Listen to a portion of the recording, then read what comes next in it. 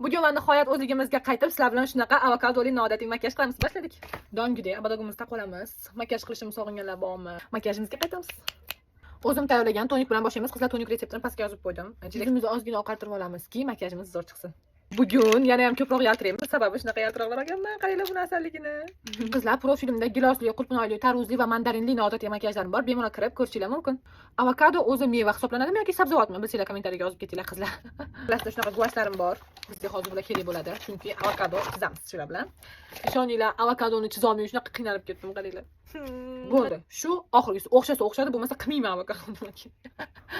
Va nihoyat qizlar zo'rg'a bu yuzimga chizib oldim. Endi xuddi shuni bu yuzimga ham chizishim kerak. Universitetimizda o'z imtihonlar boshlanyapti. Prezentatsiya qilib borishim kerak. Ertaga qani prezentatsiya qilmadingmi desa, mana avokadoli makiyaj qildim deyman. Shunaqa rang chiqardim o'zim. Hozir shunda ozgina yuzimizga ishlov berib olamiz. O'xshadi, qoyil. Endi ozgina sepkilchalar qilib qo'yamiz. Sal burnimizni uchun yaltirash esimizdan chiqib qolibdi-ku. Vot, endi bu boshqacha yaltirash. Keyingi meva qaysi meva bo'lsin, qaysi mevaga shunaqa noodatiy makiyaj qilib chiqay, kommentariyaga yozib qoldiringlar. Mo yaltirashga nechi qizlar voy, birim yaltirashdan ko'ramadim.